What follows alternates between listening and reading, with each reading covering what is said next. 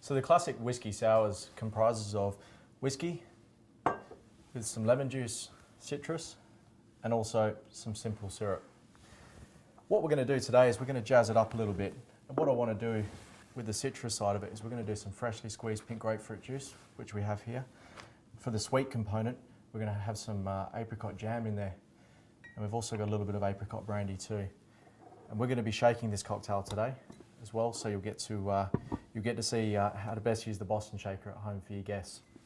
So what we're going to do is we're going to start with the Maker's Mark. So we're going to do 3 parts of Maker's Mark bourbon whiskey.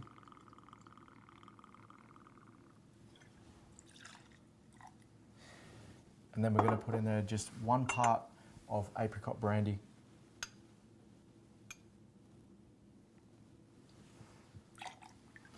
And then we're going to be putting in there 2 parts of the grapefruit, the pink grapefruit citrus in there. Now, pink grapefruit, it's just it's not as quite harsh as the lemon. It's a little bit softer, and this just marries a lot of the flavors together as well, just for a beautiful texture in the sours as well. So we're just going to put in 2 parts of the pink grapefruit. Now, for the sugar element in there, what we're going to be doing is we're going to be adding the apricot jam. Now, why I've chosen apricots, to be honest, I think stone fruits are Maker's Mark's best friends, and peaches and apricots really work really well with it. So what I've chosen to do is implement the sweetness with the apricots. So we're getting that nice sweetness in there with the citrus. Just add a little bit more. And what this actually does as well is it changes the texture of the drink. And we need to be shaking this just to ensure we break down all of those elements in there too.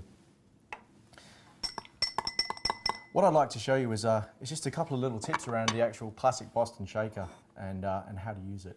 When you're making this drink at home, what you want to be doing is making sure you've got all of your ingredients in the glass first before you add the ice. If you put the ice in first and then add the whiskey and then add some of the other ingredients and walk away for a little bit, it's just going to end up melting. So if we get all of the ingredients in there first, and then when we're ready to shake, we can add in the ice.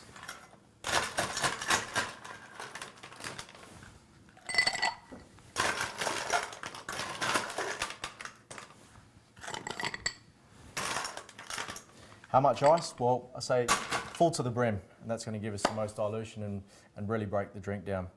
Now, when we're adding our shaker tin to the top of the glass, what we want to do is make sure that it just goes on straight and just give it a little tap. Essentially, this is going to ensure that it doesn't come apart when we're shaking our cocktails. Now, what you want to do in your home kitchen, you can dance around and shake this all you like, but you want to be making sure you give it a good 10 seconds. Essentially, you want to know when the tin or the glass starts to get cold, then you know that it's been enough. So we'll give that a good shake.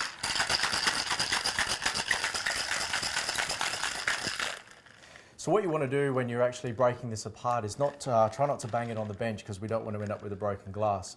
You just want to make sure you've got your hand over the glass and over the tin, and then what you want to do is because the glass has gone on straight, just give it a bit of a tap on the side there, and that's loosen that so that can come away. And we're now ready to strain our cocktail. So I've chosen a martini glass for this particular cocktail, just being when you hold it by the stem and have a sip, you're just going to get a nice nose on it and lots of the aromatics from the drink. This is the Hawthorn strainer, which essentially goes over the top of the tin, and you can adjust that around to however you see fit. What I'm actually going to implement is another little technique which I like to use, and it's called fine straining or double straining.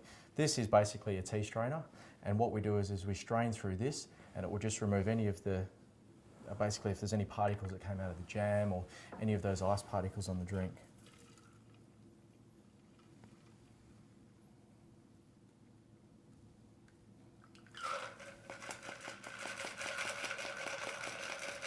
Again, you could batch this up and then just pour it into your cocktail shaker and then shake it as and when your guests arrive for them as well. And what we're going to do is we're going to finish that with a little bit of star anise. So a star anise piece, basically visually it looks amazing, and we'll add a little bit of aromatics to the drink as well when it's finished. So there's the grapefruit and apricot sours.